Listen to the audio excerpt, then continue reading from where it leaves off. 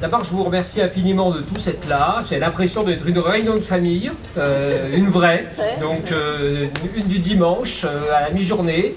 Et je retrouve tant de visages qui étaient à l'origine des lecteurs, des connaissances et qui sont devenus des amis. Voilà, que je me sens chez moi ici. Voilà. Je te le dis, Jean-Philippe, notre maire, voilà, Jean-Philippe Dubois-Clément, je remercie aussi de son invitation fidèle depuis que j'ai été le parrain de la première édition de ce salon qui a beaucoup progressé parce qu'il neigeait. Comme pas permis la première année, donc maintenant on va frôler la canicule, il faudrait trouver juste la bonne réglette, monsieur le maire, voilà. Et Claude Garot aussi, évidemment, fidèle fondateur, animateur, Sophie Renac, toute l'équipe que je vois ici, je ne vais pas tous les remercier un à un, ça prendrait pratiquement toute la conférence, mais je suis, voilà, puis en plus vous le savez, on me fait revenir maintenant entre deux saisons, entre deux salons. Je suis venu au Rotary Club il n'y a même pas un mois et demi, donc je suis désormais, attention Jean-Philippe, quand je me lancerai dans la course électorale juste derrière toi, il va falloir se méfier cette fois pour de bon. Voilà. Le problème c'est qu'on risque de rouler un peu dans les mêmes eaux. Donc je voulais vous dire ça parce que on va parler un peu de politique, mais je sais que vous voulez qu'on parle de sexe et d'argent surtout, puisque c'est quand même le titre de mon dernier livre qui s'appelle La prison de verre, sexe, argent et politique. Une de mes fidèles lectrices tout à l'heure a dit sexe, je dis sexe pour amener du monde à la conférence. Rassurez-vous, il y aura un peu de tout. Donc il y aura un peu de tout et évidemment je le signe juste après nos quelques propos. Alors je ne sais pas à quelle durée va être ce propos parce que j'ai oublié mes lunettes. Alors il y a 12 ou 13 ans, la première édition, j'en avais moins besoin. Maintenant je dois vous avouer que les choses déclinent. Non, je plaisante, on va se débrouiller sans. Et juste vous dire donc que ce livre est sorti il y a à peine 8 jours et que c'est ma première conférence en quelque sorte, que j'en ai réservé la primeur à Mency après avoir fait quelques médias la semaine dernière. Et ceux qui m'auront vu sur CNews, sur Europe 1 me pardonneront éventuellement de redoubler ou de bougonner un peu les mêmes propos. Ces propos aussi s'inscrivent dans un contexte plus général. Plusieurs ici ont lu et m'ont écouté déjà parler de la cancel culture, du wokisme, de la nouvelle morale, de la façon dont notre société est aujourd'hui prise en étau, et évidemment ce travail chez Gallimard qui vient de sortir en librairie est un peu la continuation de cette réflexion sur ce qu'est le monde d'aujourd'hui, la liberté de penser, la liberté aussi de se protéger, de se cacher les réseaux sociaux, de ne pas voir sa vie privée exposée quand on est un homme ou une femme politique, et dont le métier n'est pas de montrer ses enfants, ni ses sexualités, ni ses mœurs, ni ses loisirs, mais de chercher l'intérêt public commun, qui est une chose que certains de nos concitoyens semblent avoir un peu oubliée, mélangeant un peu tout. Il y a, vous le savez, il ne se passe pas pratiquement 1 ou 2 jours, voire une semaine au plus, sans que l'actualité politique ne s'invite en parlant non pas de ce que seraient les idées, non pas de ce que devrait être le fond du débat, de ce que nous devrions penser ou pas de la réforme des retraites, en dehors même de l'appel à manifester de mardi, de ce que nous devrions penser de la politique budgétaire, mais tous les 2 ou 3 jours, nous avons droit à, parfois avec une affaire judiciaire ou pas, et bien souvent sans, Olivier Dussopt renvoyé devant le tribunal, dans lesquels on cite à foison une affaire pour laquelle il n'est pas renvoyé, concernant 2 lithographies de Garouste, et on est incapable de dire ce pourquoi il est renvoyé devant un tribunal correctionnel, qui est une histoire d'influence. On verra bien, il est présumé innocent, mais c'est pas grave, la presse l'a déjà jugé. Sur une question d'argent, l'édito de Garouste, il y en a pour 1 200 €. Alors c'est peut-être beaucoup d'argent, mais très sincèrement, on pourra rediscuter dans quelques mois de quel était le grave scandale financier qui le concernait. Je ne suis pas son avocat. On pouvait parler, il y a encore quelques jours, on entendait parler d'Elisabeth Borne qui serait lesbienne. Ah oui. Est-ce que ça a une grande importance ou pas? Est-ce que c'est vrai ou pas? Peu m'importe, pour savoir si elle conduit bien ou mal le gouvernement. Très sincèrement, si ça devait se résumer à ça, ça serait presque heureux, mais ça n'est pas ça l'enjeu. Et peu importe, c'est sa vie privée, c'est sa sexualité, c'est le problème de ses compagnons ou de ses compagnes, peu m'importe. Ça ne devrait pas être un débat qui suscite un livre complet de la part d'une journaliste qui crée à la martyrologie, quand la même Elisabeth Borne lui dit c'est ma vie privée, vous me pardonnerez, j'assigne en atteinte à la vie privée, parce que ça n'a rien à voir à faire avec le fait que je conduis le gouvernement, où a priori il n'y a pas de question qui viennent en contradiction avec le fait que je vive avec un homme ou avec une femme, que j'ai été paxé ou non. Et il y a donc cette espèce de voyeurisme un peu malsain dans lequel nous jugeons la politique qui, moi, m'intéresse. M'intéresse pourquoi? Parce que j'ai été un petit élu de la ville de Paris. Et lorsque je me suis représenté après un mandat et que j'ai eu le malheur et le bonheur de mener une liste qui allait du rouge écarlate au modem orange et pâle, pour vous situer à peu près, c'était la gauche dite très plurielle et très large. La première réaction, elle a été presque de reculer parce que mon directeur de campagne qu'on m'avait collé, qui était un écolo pur jus, me dit « avoue tes graves crimes » avant qu'on lance la campagne. Alors je lui dis « de quoi parles-tu » Et il me dit « est-ce que tu as une voiture ?» Je le regarde en lui disant « est-ce que c'est grave ?» Il me dit « c'est très important ». Je lui dis « oui, j'en ai une. J'habite à Paris, je vis à Paris, mais j'ai une voiture et 2 enfants, donc j'ai une Mini. Ça m'arrive parce que c'est quand même plus pratique, leur mère habitant dans les Hauts-de-Seine, de temps en temps de prendre des valises dans une voiture ou de partir en vacances en voiture que uniquement en Flexbus, voilà, ou autrement. Il me dit bon ça ira. Puis je lui dis pendant qu'à faire, je te le dis tout de suite, j'achète des mangues au marché, donc j'ai un bilan carbone qui doit être catastrophique, mais j'ai vécu en Inde, c'est mon petit déjeuner, je mange une mangue. Et il paraît que mon médecin trouve ça plus sain que de avaler des céréales dont le bilan carbone ne doit pas être génial non plus, chimique. Et voilà. Et là, je me suis dit, si ça commence comme ça, effectivement, décourager pour un mandat bénévole les citoyens de se lancer, il n'y a pas de meilleure méthode. C'était donc des questions d'argent. C'était essentiellement ça. Ce n'était pas mes mœurs ou ma vie conjugale ou sentimentale qui l'intéressait. Mais c'était le relief de quelque chose d'un petit peu étrange et un peu malsain, dans lequel on ne me jugeait pas sur l'état de droit, sur ma capacité ou non à être élu, puisque soit on est déclaré inéligible, soit on n'est pas inéligible, on a le droit de se présenter sur les inscrits sur les listes électorales, mais c'était une espèce de nouvelle morale qui venait s'immiscer dans un pays dans lequel, a priori, on a fait des efforts sur la question de la vie privée, dans lequel il existe un droit qui permet de distinguer le fait qu'un homme ou une femme politique, un homme ou une femme publique, un directeur d'école, un instituteur, un médecin, doit être jugé pour ce qu'il est professionnellement, peut être exposé et critiqué publiquement pour ce qu'il est professionnellement, ce qu'il a choisi d'être et qu'il l'expose éventuellement, mais ne doit pas l'être pour, évidemment, ce qui ne concerne pas la population à laquelle il s'adresse sous ce costume professionnel. La vie privée en France, c'est aussi bien vos mœurs, votre sexualité, vos loisirs, vos penchants, le fait que vous avez des petites voitures, vous aimez la pêche à la bouche, la chasse, vous êtes contre la chasse, peu importe. Tout cela relève de votre vie privée, ne devrait pas être un curseur le jour du vote, et encore pire, un moment de déchaînement ou de défouloir général sur les réseaux sociaux et sur un voyeurisme affiché toujours par une certaine presse. Il y a, quand je vous dis ça évidemment, il ne faut pas tout mélanger, il y a des affaires graves, il y a des questions qui intéressent le citoyen. Lorsque on parle d'Adrien Quatennens ou de Julien Bayou et de leur vie conjugale qui dégénère sous forme d'emprise sur le code pénal, nous sommes dans autre chose.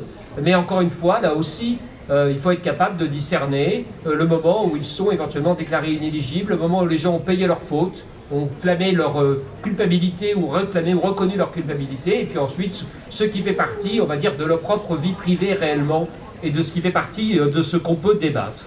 Évidemment, ne vous interdisez pas non plus, je ne l'ai jamais fait moi non plus, de critiquer les hommes ou les femmes politiques lorsque leur vie privée est en contradiction avec leurs actions politiques ou leur idéologie proclamée. Lorsqu'il y a quelques années, il y a 3 ans, un député hongrois proche de Viktor Orban, qu'on va se qualifier d'autocrate et de peu homophile,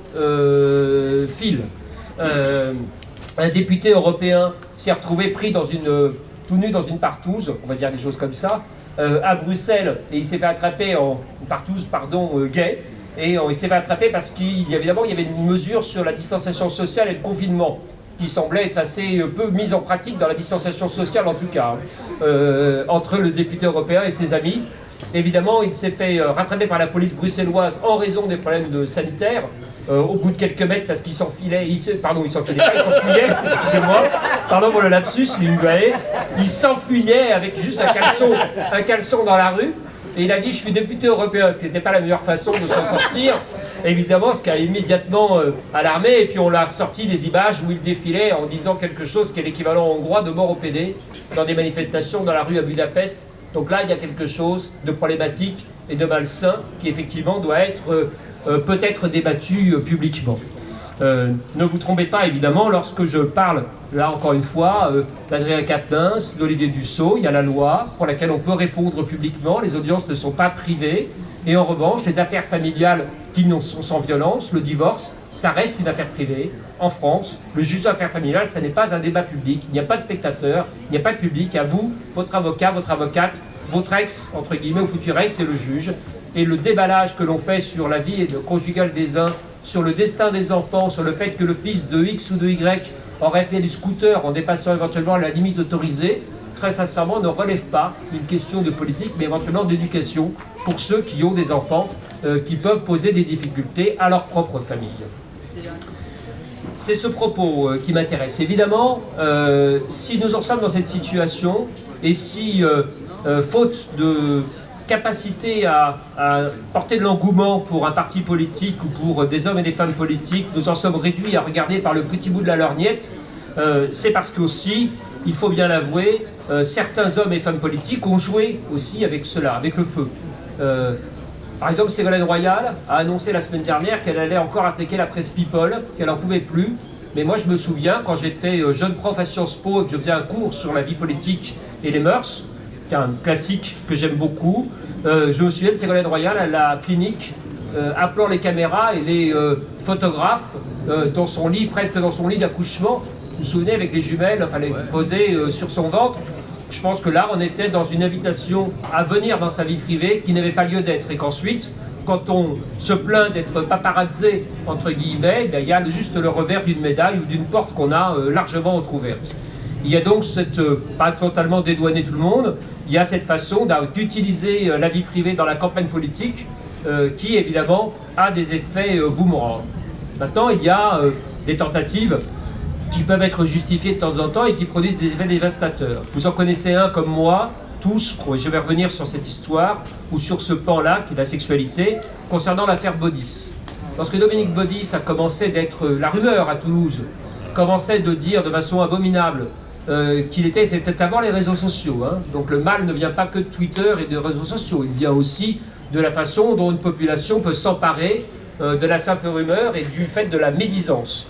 Lorsque Dominique Baudis commence à dire qu'il est associé de Patrice Allègre, tueur en série, dans le dépeçage de prostituées à Toulouse, il choisit de répondre d'abord en posant dans Paris Match avec sa famille, pour montrer qu'il est marié, a des enfants et qu'ils sont tous ensemble et il sourit. C'est là presque une erreur, parce qu'il ne devrait pas avoir à répondre par ce moyen-là, il devrait avoir à répondre par le droit, sauf que dans le droit, il n'est pas mis en cause, il n'est pas mis en examen, il n'est pas poursuivi, il n'est pas gardé à vue, puisqu'il n'est pas dans l'affaire. Donc comment combattre la rumeur? Il s'expose. Et s'exposant, la rumeur ne fait qu'enfler. Comme elle l'enfle, vous vous souvenez qu'il est allé un dimanche soir au journal de 20h se défendre et que nous l'avons regardé suer à grosses gouttes, lui qui avait présenté un certain nombre d'émissions et qui avait le goût de la télévision et l'habitude. Et d'un seul coup, cette sueur, ces gouttes de sueur sont apparues comme le révélateur de sa culpabilité ou du fait qu'il avait quelque chose à cacher. C'est la même chose quand je défendais Isabelle Adjani et qu'un jour on lui a dit qu'elle avait le sida, que la rumeur a enflé et qu'elle a cru bien faire en allant devant, c'était l'époque sur Canal+, au grand journal se montrer et tout le monde a dit oh, elle a l'air un peu palote, elle doit forcément être malade. Donc il y a là quelque chose d'un petit peu malsain, mais vous le savez surtout, ça a été beaucoup plus grave pour Dominique Baudis, puisque sa vie publique ou politique a été arrêtée pour quelques années. Elle a repris après, mais difficilement. Hein. Elle est devenue ensuite défenseur des droits et a eu des postes importants, mais pas tout à fait la carrière dans laquelle il était parti, parce que le sceau de la famille a été très difficile à porter et que toute la presse s'en est mêlée. Le jour où elle s'est arrêtée, où l'affaire, on a découvert véritablement établi qu'il n'en était pas responsable, ni complice, ni coacteur, ni quoi que ce soit, je me souviens que Le Monde, journal de vertu que l'on ne doit plus citer en exemple, a publié 4 lignes pour dire la presse s'est trompée sur Dominique Baudis en oubliant de dire que le journal Le Monde lui-même avait fait une quarantaine d'articles sur l'affaire, sans précaution aucune. Il y a... pourquoi? Parce que la plus vieille attaque politique, la plus efficace, c'est sans doute celle des mœurs et de la sexualité. Si nous remontons juste au XVIIIe siècle, c'est Marie-Antoinette qui est principalement vilipendée, faute d'arguments, sur le fait qu'elle est autrichienne et qu'elle serait forcément lesbienne et un petit peu coquine. Ça s'appellera les pamphlets anti-révolutionnaires, enfin pré-révolutionnaires et anti-royalistes, l'Autrichienne en goguette, les amours de Toineau et Charlette, l'Autrichienne en goguette, le bordel royal. Il y en a eu une quarantaine comme ça qui étaient des pamphlets à charge uniquement sur le terrain de la sexualité.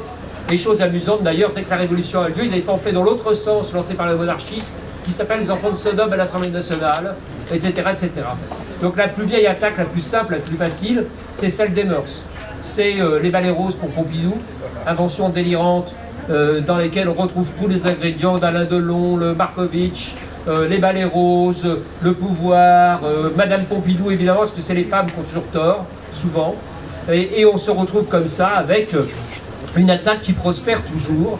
Je suis moi sidéré de penser, de voir, vous avez suivi comme moi peut-être il y a quelques jours encore l'énième épisode de la mairie de Saint-Étienne dans lequel on voit le maire est accusé d'avoir monté une vidéo à charge contre son adjoint qui lui ferait concurrence. C'est une vidéo dans laquelle on voit l'adjoint s'envoyer en l'air, là pour le coup avec un escort girl payé par un ennemi politique qui l'envoie et le fait tomber dans le piège. Et pareil que ce qui est choquant, c'est pas qu'il y a un escort girl, c'est qu'il soit homosexuel. Je ne suis pas persuadé que la France soit très mûre quand elle pense que une vidéo dans laquelle quelqu'un est homosexuel serait une arme politique redoutable pour faire chuter. Elle se retourne contre celui qui l'a financé et initié, mais elle montre qu'il y a quelque chose de pourri aussi dans la façon dont les politiques conçoivent, pour certains, l'attaque ou le débat ou le discours politique. Il y a donc cette... va dire, ce vieux démon qui consiste à venir sur le terrain des mœurs et de la sexualité. Très sincèrement, je peux faire le décompte de Brigitte Trogneux, supposée être trans, à Emmanuel Macron, supposé être gay, etc., etc. Enfin, pas un seul homme ou femme politique d'envergure n'a eu droit, n'a échappé à une question, un questionnement, un rumeur, une diffamation, une cochonnerie, pardonnez-moi, sur le terrain des mœurs. Et la plupart du temps, que l'on ait fait des progrès incroyable en matière de droit, d'égalité, des femmes, des hommes, des gays, des trans, de tout ce que vous voudrez, tout cela est oublié pour un voyeurisme général, mêlé d'une pudibonderie absolument remarquable. Quand Marlène Schiappa pose dans Playboy, très sincèrement, vous me pardonnez, je connais bien ce numéro, j'ai écrit dedans. Donc voilà. Mais moi j'avais une robe, voilà, elle en avait une aussi. C'est pas la même, mais elle n'est pas nue dans le numéro. Et alors là, la France est enflammée entre ceux qui se sont précipités pour l'acheter.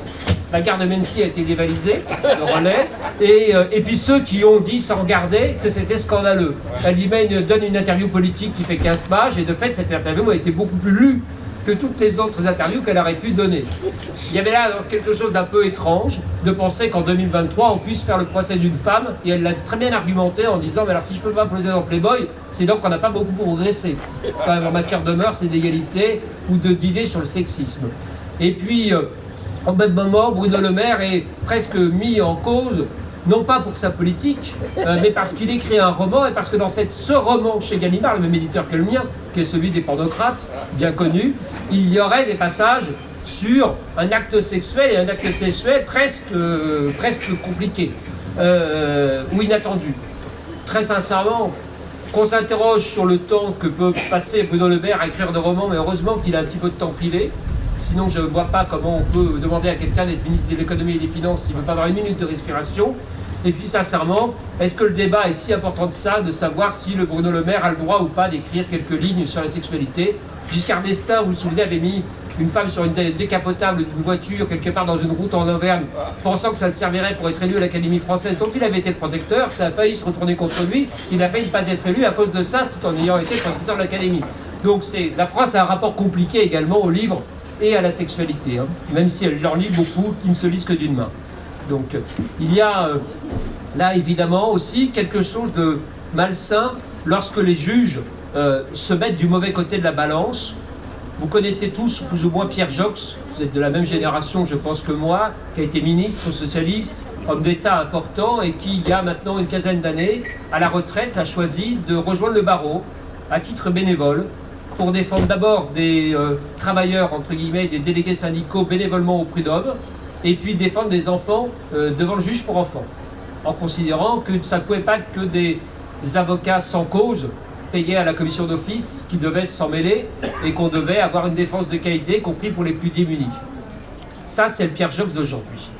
Pierre Joxe d'aujourd'hui est aussi celui qui a été accusé par la fille d'Éric Besson. Vous vous souvenez, c'est un sous-ministre dit de gauche qui était passé chez Sarkozy. C'est compliqué, mais vous vous en souvenez.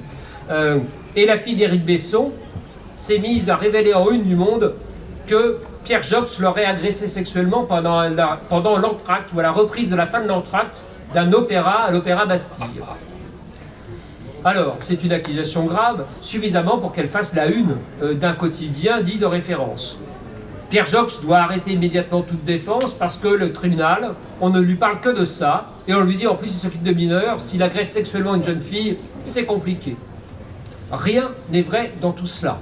D'autant plus que l'enquête démontrera qu'elle dit, et elle persiste, pour avoir vu Parsifal. Or, quiconque a été voir Wagner une seule fois à l'opéra, sait qu'il n'y a pas d'entracte conformément aux volontés des compositeurs. Et donc, c'est très difficile d'avoir un entracte dans Parsifal. Très sincèrement, il n'y en a jamais eu. Sauf à ce qu'il y ait un incendie ou quelque chose, et un incident véritable, il n'y en a pas eu. Et donc, le Pierre Joxe, qui a été vu par Madame Besson, fille, n'est pas Pierre Joxe. En tout cas, ils ne sont pas à la même soirée. Ils sont tous les deux allés voir Parsifal, mais pas le même jour. Et la personne qu'elle reconnaît formellement ne peut pas être Pierre Joxe. Il y a les billets qui sont sortis, il y a les réservations, etc. Et on vérifie les places, et elle était assise à côté d'autres personnes qui avaient des billets réservés, donc peut-être qu'une autre personne l'a agressé sexuellement, l'affaire s'arrête là. Pierre Joxe croit bien faire, il en prend, mais vraiment plein la figure. Il attaque la fille Besson, pardonnez-moi de l'appeler comme ça, mais je ne sais plus son prénom, et le journal Le Monde en diffamation. La veille de procès, le journal Le Monde trouve intéressant de faire un grand article sur Pierre Joxe, disant que comme sa femme est très âgée et un peu sénile, ils ont besoin d'une aide à domicile et qu'il s'envoie en l'air avec l'aide à domicile qui aurait porté plainte pour attouchement. Il a 84 ans, l'aide à domicile en a 62, je crois, dans mon souvenir dans le papier. Enfin, j'ai rien contre la sexualité des personnes d'un certain âge, très sincèrement, mais je trouvais le papier assez étonnant. Et évidemment, il n'y avait pas de plainte, il n'y a pas eu d'agression. Il n'y a rien d'autre qu'un papier diffamatoire venant d'un journal qui se veut respectable. Pierre Joxe a perdu au tribunal parce que la magistrate a considéré que la fille Besson était dans une cause et un intérêt légitime à débattre des violences faites aux femmes et que même si elle s'était trompée, c'est reconnu par le tribunal, elle pouvait légitimement accuser quelqu'un, même si ce n'était pas la bonne personne, parce que ça fait progresser le débat d'idées. Et il a perdu en appel également. Et il a jeté l'éponge en disant « j'irai pas en cassation dans ce monde de dingue et d'ailleurs je me retire de la justice puisque là aussi c'est encore pire que ce que j'avais prévu ». Il y a donc quelque chose évidemment de déréglé entre guillemets dans la République et des juges, ça vous le savez déjà depuis quelque temps évidemment, et du politique en général, et de nous comme citoyens. Je dis des juges aussi parce que le secret qui est si important dans certaines professions concerne les avocats, il concerne les médecins, il concerne un certain nombre de professions, ça concerne aussi le devoir de réserve, il concerne le secret éventuellement des affaires. Ce secret est mis en cause et révélé, désormais bafoué. Je n'ai aucune sympathie particulière pour Nicolas Sarkozy, très sincèrement. Je l'ai vu hier à un mariage où sa femme chantait, mais comme vous le savez, il vient de se prendre un enferme avec bracelet électronique, pas exécutable maintenant parce qu'il a fait appel, dans une affaire dans laquelle il a été écouté en train de parler à son avocat. Lui-même étant avocat ou associé du même avocat, mon confrère Herzog. Il y a là quelque chose d'étonnant qui sera annulé par la Cour européenne des droits de l'homme dans 8 ou 9 ans, parce qu'on ne peut pas, dans un état de droit, dans une démocratie, se servir des écoutes entre un avocat et son client, quels que soient les propos qu'ils tiennent. Et en attendant, on a mis par terre et dans la boue un ancien président de la République, et encore une fois, quel que soit son rang politique, sa cause, ses torts ou ses bienfaits. Il y a la même chose, c'était déjà produite dans l'affaire Liliane Bettencourt, où on avait les écoutes du majordome, où en gros, globalement, le secret est considéré comme une chose vaine et où l'on confond tout. On pense sincèrement, moi je ne suis pas croyant, je suis complètement athée, mais j'ai une éducation catholique. Je me suis confessé quand j'étais jeune, et je crois au secret de la confession. Et pourtant, aujourd'hui, la justice dit que ça n'existe plus, au motif qu'il y aurait des prêtres pédophiles, mais ça n'est pas la question. La question, c'est de savoir si oui ou non, quand vous vous confessez auprès de votre curé, on a le droit de se servir ou on peut le poursuivre parce qu'il n'aurait pas dénoncé des faits qu'il aurait entendus. Alors si l'Église catholique ne peut s'occuper que des péchés non répréhensibles pénalement, ça laisse une marge. Vous êtes de l'Église catholique, ils ont quand même un spectre assez large, quand même une part de marché non négligeable sur les péchés, mais malgré tout, ça enlève une partie quand même des choses, ou du principe même de la confession, si vous ne pouvez rien révéler de répréhensible et que vous vous en tenir juste à des choses dans lesquelles vous auriez menti à votre mère il y a 50 ans. Donc voilà, il y a là quelque chose de vicié et qui, moi, d'après moi, pose difficulté. Ce qui pose difficulté derrière tout ça, vous l'avez compris aussi, c'est également dans les questions d'argent, c'est la façon dont nous nous plaignons ensuite d'un personnel politique de peu de qualité. Et je ne dis pas ça pour notre bon maire, sincèrement, d'autant plus je ne vote pas ici, Jean-Philippe Dubois-Clément, pour qui je voterais si je votais ici. Comme ça, pas en période de campagne, je peux dire ce que je veux. Voilà, ou ce que je pense. Et en tout cas, il y a là quelque chose d'inquiétant parce qu'on demande à des gens de monter au front et de s'investir et d'abandonner toute vie professionnelle, voire même de ne pas avoir deux mandats, parce que des fois qu'un maire pourrait avoir une voix nationale, ça serait gênant, ou des fois qu'un député pourrait avoir un ancrage local, ça poserait un grave problème parce qu'il touche 300 € ou qu'il est bénévole dans son village. C'est la façon dont on regarde la République. En tout cas, pour rajouter à ça, on lui demande en plus d'être particulièrement vertueux au-delà de la loi. C'est-à-dire de n'être susceptible de rien ou soupçonnable de rien. Un de mes amis avocat, devenu sénateur il y a 2 ans ou 3 ans, pardon, 3 ans bientôt, me dit: je regrette amèrement, parce que d'abord j'ai dû lâcher mon cabinet d'avocat parce qu'il était, paraît-il, conflictuellement possible que j'ai des clients contre l'État, alors que je ne peux pas être sénateur et avoir potentiellement, il dit, j'aurais pu être tout seul à refuser et savoir. Sauf qu'ils m'ont dit qu'ils regarderaient mes dossiers et mes potentiels clients, ce qui est une atteinte de secret professionnel, évidemment. Donc il dit par principe, donc j'avais fermé mon cabinet parce que ça allait être trop compliqué. Et j'ai cru avoir la vie plus tranquille comme sénateur, mais non. Il dit, comme nous allons déjeuner ensemble, je te le dis, mon agenda public m'a obligé à déclarer, l'agenda du Sénat, déclarer avec qui je déjeune, et je dois chaque jour justifier auprès d'Anticorps qui dépose une plainte par principe chaque matin, une suspicion de corruption ou de conflit d'intérêt, je dois déclarer avec qui je déjeune, qui paye, même si c'est moi sur mon propre compte, et pourquoi je déjeune avec cette personne.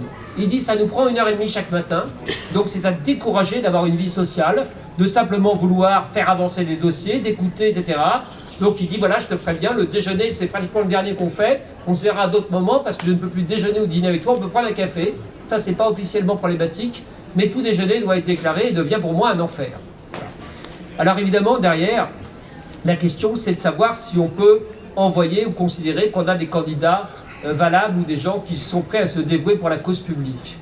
Un des mots qui était relevé par la presse, après 1 an de gouvernement Borne, c'est de dire qu'on a des ministres qui ne tiennent pas tous la route, ils ne sont pas tous à la hauteur, ne sont pas tous très visibles.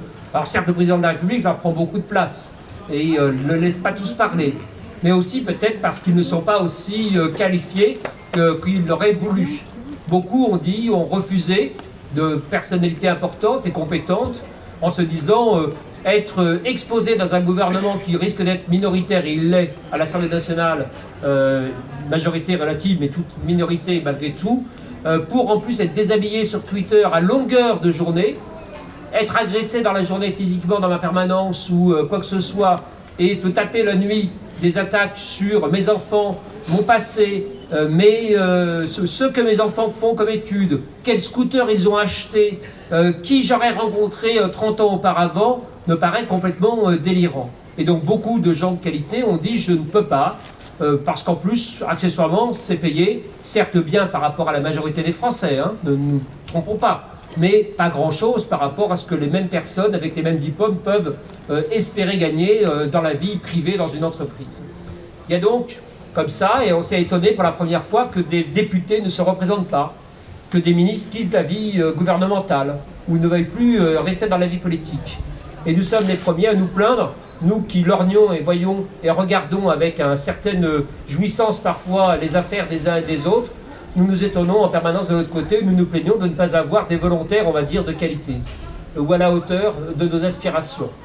Et ça nous fait ensuite arriver avec des votes plus ou moins blancs. Moi, je me fais comme un principe d'aller voter. Nous sommes dans un pays, des pays minoritaires sur la planète où il existe un vrai droit de vote, une vraie pluralité d'expression.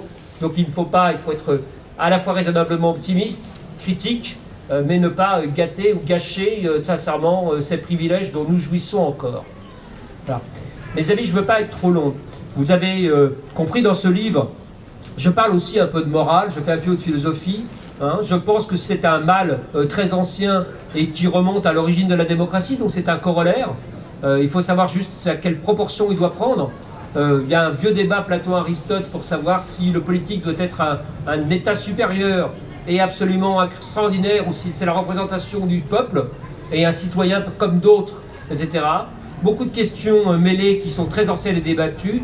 Moi, ce qui m'inquiète, c'est qu'elles sont devenues très majoritaires et que notre vie politique, elle est rythmée désormais à coups de violence physique, d'agression, de prise à partie des élus par le col ou d'injures, et de révélations supposées scandaleuses tous les 2 ou 3 jours sur leur train de vie, leur sexualité, etc. Dernier exemple, ça ne vaut pas que pour la France. il y a 2 ans ou 3 ans, le leader de Podemos, c'est l'équivalent de la NUPES, si je puis me permettre, en Espagne. Il s'appelle Iglesias, c'est pas le chanteur. Hein. Il a été mis en cause parce qu'il a eu le malheur de s'acheter une piscine dans la banlieue de Madrid avec sa femme, parfaitement légitimement, hein, avec l'argent qu'ils ont gagné, avec un salaire qui n'est ni mirobolant ni le plus bas d'Espagne, et qui est juste un salaire moyen. Et ils ont pu s'offrir une piscine à 30 km de Madrid, dans une banlieue qui n'est ni chic ni dégueulasse, qui est une piscine qui n'a rien d'extraordinaire. Scandale national sur le fait qu'un élu ou un Premier ministre potentiel a une piscine dans sa résidence. Moi, ça a laissé une partie de la classe politique et des citoyens espagnols dans l'expectative la plus complète, et une partie s'est déchaînée comme s'il avait détourné de l'argent destiné à nourrir des enfants victimes d'un tremblement de terre à l'autre bout de la planète, comme s'il avait, je ne sais pas, détourné ou partousé, pardonnez-moi, avec Epstein et je ne sais trop qui. Enfin, c'était totalement délirant et disproportionné. 2 ans de dégâts politiques parce que vous achetez une piscine avec de l'argent déclaré et gagné. Mon ex-confrère Éric Dupond-Moretti a dit il y a 3 mois que la Haute Autorité pour la transparence dans la vie politique l'avait obligé à déclarer des éléments de patrimoine et de salaire qu'il n'avait pas jamais eu l'intention d'en parler à qui que ce soit, notamment à ses enfants, qu'il ne voulait pas leur donner le goût de la paresse parce qu'ils auraient pensé que leur père a du bien et n'est pas dans le besoin. Il dit donc j'avais gardé confidentiel et pour moi des éléments que je ne veux pas que mes proches connaissent, qu'il n'y ait pas de jalousie, qu'il n'y ait pas de rancœur, qu'il n'y ait pas de fantasme, qu'il n'y ait pas de découragement chez mes gosses pour faire des études et travailler. Eh bien la Haute Autorité par la transparence dans la vie financière, qui aurait pu regarder si j'étais en conflit d'intérêt et le garder pour elle, exige que ça soit publié dans le journal officiel. Il dit c'est le seul moment où on est obligé de déclarer tout ce qu'on possède, combien on gagne, combien on a gagné. Il dit c'est totalement délirant. Et évidemment, ça fait partie des choses pour lesquelles, si jamais il y avait encore à nouveau un tour de combat important, je ne me recandidaterai pas pour être à nouveau garde des Sceaux. Il dit entre la première fois où je l'ai été et la deuxième fois, on me demande désormais un tel déshabillage que c'en est indécent et qu'à un moment ou à un autre, effectivement, il vaut mieux que j'aille gagner de l'argent dans le privé que de me faire déchiqueter en place publique au motif que j'en ai gagné éventuellement par le passé. Il dit c'est pas dans ce sens-là que j'avais éduqué mes enfants. Il y a un tabou sur l'argent en France. Il fait partie, il dit c'est pas un grave tabou pour moi de parler de combien je gagne, c'est un tabou pour moi d'expliquer à mes rejetons qu'ils peuvent lorgner sur l'héritage et se mettre au vert. Et donc voilà, chacun sa principe d'éducation. Alors mes amis, méditez ces quelques paroles qui ne sont pas nécessairement d'évangile, comme vous l'avez compris. Je vous remercie encore une fois de ce magnifique accueil qui m'est fait à Mency. Savourez aussi le fait d'être dans une ville dans laquelle la vie politique et démocratique existe et dans laquelle les urnes nous ont permis de maintenir le cap de ce festival. Voilà, c'est pour pouvoir vous déboussoler complètement et vous remercier encore une fois de votre chaleureux et annuel accueil.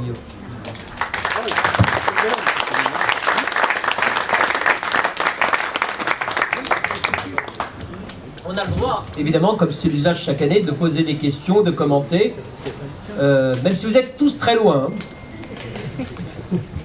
Je vous en prie. Alors, il faut se lever, parler fort ou prendre mon micro. Il faut plus rien. Au début, quand j'étais là la première fois, il y avait du monde autour de la table, il prenait le micro. Là maintenant, Jean-Pierre est assis, Claude il dort, il fait la sieste, donc c'est compliqué. Il faut tout faire soi-même. Il est talent, il manque plus qu'un Ricard. Compte tenu de ce que vous venez de nous dire, vers quoi nous allons? D'après vous. Moi j'ai l'impression qu'on va de plus en plus dans un bordel monstre jusqu'à temps que tout ça va s'écrouler et que ça va mal se terminer. Ça va mal se terminer. À tout point de vue. Et on construira comme d'habitude. D'autant que là, en Ukraine, ça sent mauvais, hein. En 14, les somnambules en Europe n'auront rien vu venir. Bon. Là aussi, on peut partir vers je sais pas quoi. Merci. Très bien. Je ne vais pas vous donner la réponse, parce que j'ai quand même écrit un livre de 250 pages quand même dans lequel il y a quelques pistes, voilà, au-delà de quelques anecdotes. Mais bon, pour ce qui est de la guerre en Ukraine, je ne veux pas faire de pronostic non plus, je ne suis pas compétent, donc voilà.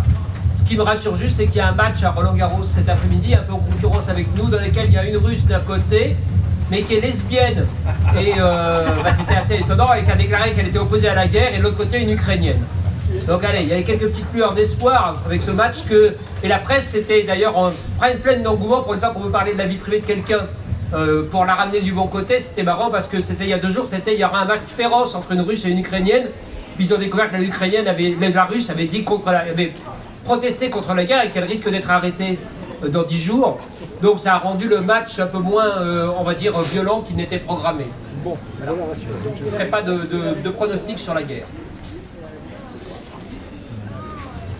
Oui, avec les nouvelles que nous avons, l'actualité actuelle depuis 1 an, les 5-6 thèmes, la sécheresse, l'Ukraine, les retraites, il y en a bien d'autres, hein, on parle tous les jours en rémanence. Est-ce qu'on n'a pas besoin d'un petit peu de spectacle, de théâtre et d'affaires comme ça, que l'on rigole? Le Français a besoin de rigoler, je pense. Je suis pas sûr que le Français rigole toujours, là. Ah bon? Je suis pas sûr que quand le Français met le feu à une permanence, fait sauter une bagnole, que lorsque des gens changent de vie véritablement parce que leurs enfants sont exposés, ça soit uniquement une partie d'amusement. Qu'on a envie de rire de certaines choses, que quand Joe Biden se casse la gueule dans un sac dans le Colorado il y a 4 jours, ça nous fasse sourire, vous voyez, très bien. Ça c'est du spectacle politique public. Moi je suis gêné, très sincèrement. Je suis gêné de la façon dont la tourmente entre guillemets s'organise et est extrêmement violente. Je pense que ça serait plus rassurant de passer plus de temps encore à parler de la sécheresse, à parler de l'Ukraine, à parler de problèmes, à parler de la retraite, effectivement, que uniquement à savoir si... quand c'est Marlène Schiappa en une de Playboy, c'est pas très grave. Mais lorsque c'est la vie de quelqu'un qui est mise en cause, lorsque ça produit des dégâts ou que ça fait qu'un homme comme Pierre Jox s'arrête d'être avocat bénévole, moi je pense que ce sont des dégâts et que c'est pas sain pour notre démocratie de ne pas être capable de tirer le fruit des progrès que nous avons fait en matière de mœurs, d'être amené à une pudibonderie qui est très liée au wokisme aussi. Il faut quand même ne pas l'oublier. Quand j'ai défendu quelqu'un qui a peu les sympathies du public, mais qui s'appelle Denis Baupin, mais que j'aime bien, qui était vice-président de l'Assemblée nationale et pour lequel j'ai eu une relaxe, enfin un classement sans suite. Il était accusé d'agression sexuelle, de harcèlement. Il s'avère qu'aujourd'hui ça passerait mieux parce que son accusatrice numéro 1 c'était Sandrine Rousseau. Donc tout le monde a compris qu'elle était folle dingue. Mais à l'époque elle était prise comme un enfant de cœur. Et donc tout ce qu'elle racontait comme conneries a fait beaucoup de tort aux clients que je défendais, mari de Cécile Duflot, qui elle-même avait été ministre du Logement, présidente d'Actop, qui est une femme engagée, et qui disait « Moi je n'ai rien à reprocher à mon mari, c'est un dragueur, je l'ai épousé, je m'en fous ». Et il n'y avait rien à reprocher, les juges ont considéré qu'il n'y avait rien à lui reprocher. Mais ce qui m'intéressait, c'est qu'il a été obligé de démissionner, que son parti l'a viré, et il me disait le plus fort, lorsque nous avons été auditionnés pendant plusieurs jours par la Brigade des Mœurs, il me disait, on rigolait pas du tout parce que les flics sont venus nous chercher, m'ont dit maître, pour éviter les paparazzi, BFM, les caméras qui vont vous pourrir la vie. Nous on est conscient que votre client doit répondre, mais on ne veut pas la boucherie, donc vous allez venir en voiture, vous garez 1 kilomètre, et je viendrai moi vous chercher en voiture, vous montrer à l'arrière, et vous baisserez tous les deux, votre client et vous, pour pouvoir rentrer sans être filmé. On se croit rêver, hein. On est dans un truc où on discutait de drague 20 ans auparavant. Et Denis me disait, tu te rends compte, Cécile Duflot vient de dire qu'elle m'a vu nu, pendant une université d'été des Verts. Il dit, j'ai beaucoup réfléchi parce que je ne me souvenais pas à quel moment j'avais vu Cécile Duflot nue ou qu'elle m'ait vu nue. Il dit, ça y est, j'ai trouvé, il y a 20 ans, quand on a commencé le parti, effectivement, ça en était pour l'égalité complète. Donc on avait une université d'été dans un village vacances de France, un VVF, avec des petits dortoirs, entre guillemets, des lits superposés, 2 par chambre, et pour égalité, ils avaient mis un homme et une femme. Alors pendant 4 jours, au fin fond de la Bourgogne, il se peut qu'elle m'ait vu dans les 8 mètres carrés de la cellule, entre guillemets, tout nu ou en caleçon. Il dit, mais ça c'était pendant que le père Tivert était le parti de l'amour et de l'égalité. Maintenant, c'est le parti de la pudibonderie et des Mormons. Voilà, donc les temps ont changé et malheureusement, ils ne sont pas à la rigolade uniquement, Charlie. J'aimerais qu'on soit uniquement dans l'esprit gaulois, mais on ne l'est plus. Oui, mais je veux dire que... J'ai compris. Il faut du grain à moudre pour le café du commerce. Même vous, vous avez de l'humour dans votre expression. Évidemment, mais les jeux du cirque, c'est pas le meilleur de la période romaine, vous voyez, dans la démocratie. Donc... J'ai une question de droit pour revenir. Alors plus fort parce que là vous êtes combattu par une voiture de Claude Garot.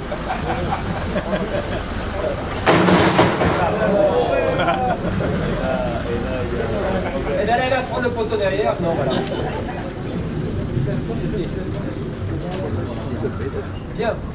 J'ai une question de droit pour revenir à l'affaire Sarkozy. Vous parlez d'un dialogue entre un client et son avocat. Et quand l'un des deux prend un alias pour appeler, est-ce qu'on est vraiment dans le cadre d'un client et son avocat? Oui, bien sûr, on est toujours dans le client et l'avocat. Alors pourquoi prendre un alias se cacher de quoi? Parce qu'ils savaient qu'ils étaient écoutés. Et vous savez, ça arrive d'être écouté. Maintenant, il ne faut pas se tromper. Moi, j'ai déjà été écouté plusieurs fois, en raison de, non pas de clients. J'ai eu un souci avec un membre de mon personnel qui était impliqué dans une affaire. Donc la police m'a écouté et un confrère m'a dit, écoute, tu sais, en théorie, ils ont effacé toutes les écoutes qui concernaient tes clients, mais il ne faut pas se leurrer. Ils écoutent et ensuite ils noircissent la partie qu'ils ne sont pas supposés avoir entendue. Donc moi j'ai un souci avec ça. Je préfère qu'on respecte un principe vraiment important, qui sera en plus sanctionné, entre guillemets, ou validé, ce principe, par la Cour européenne des droits de l'homme, c'est à coup sûr, plutôt que de penser qu'il y a quelque chose de problématique dans le fait qu'ils ont pris le pseudonyme de Paul Bismuth. On est d'accord, on connaît à peu près tous l'histoire. Oui, parce qu'on est écoutable. Mais en théorie, on ne devrait pas l'être. Donc ça me pose des difficultés générales, de principe, très sincèrement. Et encore une fois, je n'ai pas de sympathie pour Nicolas Sarkozy, un peu plus pour Thierry Herzog, et aucune sympathie pour le fait de magouiller pour faire nommer un juge à Monaco dans une affaire que je connais très bien, pour influer à la suite d'une affaire que je connais très bien. Mais c'est pas ça la question. La question, c'est le tort qui est fait à un principe au nom d'une vertu ou une exception qui est faite. Il y a des principes de droit dans ce pays qui sont importants. C'est la même chose que la présomption d'innocence. Vous pouvez me dire après, ah bah oui, mais comme il n'y a pas de fumée sans feu, bah non, je suis désolé. Malgré tout, c'est la présomption d'innocence. Malgré tout, c'est le principe de la vie privée. Malgré tout, c'est le principe du secret. Si vous retournez, vous faites comme les wokistes ou les féministes en disant présomption de culpabilité et on verra plus tard, les dégâts sont immenses. Voilà. Donc je ne fais pas plus l'avocat de Nicolas Sarkozy, encore une fois, mais je pense qu'il y a des entorses graves qui sont faites et avec une jouissance des juges, très sincèrement, que je trouve très répugnante. Quand la même magistrate a été elle-même politisée et a pétitionné contre Nicolas Sarkozy quelques années avant, elle devrait avoir la décence de ne pas siéger dans l'affaire qui lui est amenée. Ça serait la première leçon d'éthique, peut-être, ou de déontologie à appliquer avant d'autoriser la violation du secret professionnel. Ce qui est reproché à la juge, évidemment, à la présidente. Oui, bien sûr, ce qui est reproché au ministre de la Justice actuelle. Je ne m'en fais pas son avocat. Non plus. Non, mais nous sommes d'accord. Quand hier, ou avant-hier, le ministère de l'économie lance du name and shame, c'est-à-dire désigner des gens publiquement pour des influenceurs et lutter contre les méfaits de l'influence, et qu'on balance 6 ou 7 noms à la presse, moi, ça me choque. J'ai l'impression d'être avec des panneaux wanted aux États-Unis où alors on affiche que les pédophiles habitent dans tel ou tel quartier, même s'ils ont été condamnés pour l'accès, etc., etc. Il y a quelque chose de la dénonciation qui est pratiquée par le gouvernement lui-même qui me dérange parce qu'il se plaint lui-même d'être dénoncé de la même façon. Donc il y a quelque chose d'un peu pourri, non pas au Royaume de Danemark, mais dans la République française. Malgré tout, il y a des principes de droit qui n'ont pas été défaits et auxquels nous devrions être attentifs. Il ne s'agit pas de faire de la protection pour le secret. Ce secret, il a un sens, il a une histoire, et le malmener au motif qu'on veut se taper l'ancien président de la République ne me paraît pas la meilleure des causes.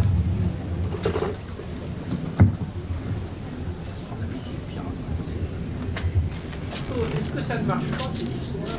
Parce que nous sommes tous, les uns les autres, sensibles, attachés à voir ces phénomènes, ces faits divers, et que ça nous fait quelque part plaisir de voir que ces gens puissants sont aussi des faibles. Est-ce qu'il n'y a pas moyen, quelque part, dans l'éducation des gens, des enfants, des jeunes, de pallier cette déficience? Bien sûr qu'on devrait faire l'effort.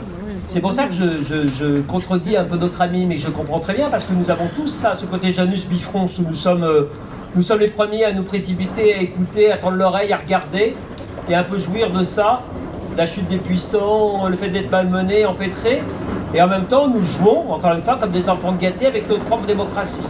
Donc il faut là-dessus progresser, il y a beaucoup de travail à faire. Je parle longuement dans mes livres des fake news, de ce que c'est que la façon d'appréhender les fake news, dans la façon dont les gamins devraient être éduqués aux réseaux sociaux. En raison 1 heure de vie citoyenne. très sincèrement, dans laquelle on leur donne les embryons de la démocratie, on devrait leur apprendre à décrypter ce que Twitter ou TikTok est capable de balancer comme conneries et comme horreur et comme rumeurs sur les uns et les autres. Lorsque...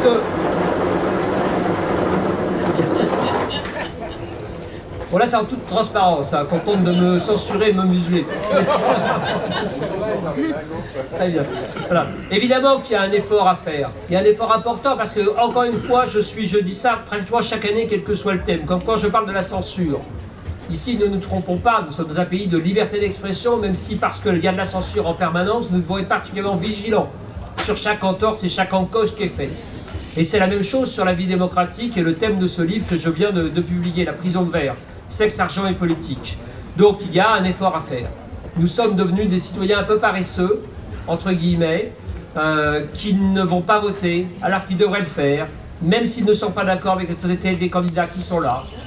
Évidemment, il faudrait faire un effort de notre côté, reconnaître le vote blanc, etc. etc.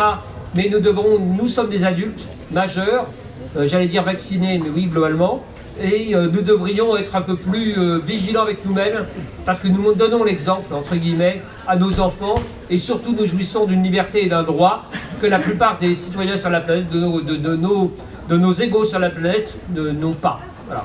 Donc nous sommes des enfants gâtés de la démocratie, et nous devons nous méfier parce que ces vieilles attaques qui existent sur l'argent et la sexualité, qui sont très anciennes, elles font des dégâts encore plus importants aujourd'hui. Ce n'est plus à l'heure de Marie-Antoinette ou Nicolas Fouquet. On est à l'heure de procès qui sont faits dans le tribunal des tweets en moins de 24 heures et dans lesquels le sort de quelqu'un est jeté en pâture et se termine par éventuellement, ça a été le cas l'année dernière, d'un chef cuisinier par un suicide le lendemain matin sans aucune plainte et aucune véritable inculpation ou mise en examen dans une cause. Accusé d'avoir harcelé ou agressé sexuellement dans sa cuisine une jeune apprentie, balancée par un supposé média en ligne de critique gastronomique qui trouve intéressant de relater une fake news, de la balancer, et ce jeune homme franco-japonais s'est foutu en l'air pour pouvoir survivre à la honte sociale ou survivre, voilà, ne pas dégrader l'image auprès de sa famille qu'il aurait donnée grâce à cette supposée révélation. Voilà. Donc oui, nous devons tous faire un petit effort. Français, encore un effort, si vous voulez être républicain, vous savez qui c'est? C'est une phrase de Sade. Donc c'est, voilà. C'est pour l'ironie de la formule. Moi je vous propose, parce que comme on est attaqué par les assiettes, il n'y a même pas de bouquet de fleurs pour nous, donc sinon je les aurais offertes aux plus belles de mes amis ici. Je vous remercie tous de vous être prêtés au jeu de la discussion et de la disputation, dans le meilleur sens du terme. C'est ça la démocratie, c'est le débat. Un été sous des arbres rafraîchissants et une discussion qui peut se continuer là-bas à ma table de signature grâce à notre ami libraire. Merci à tous, à tout de suite.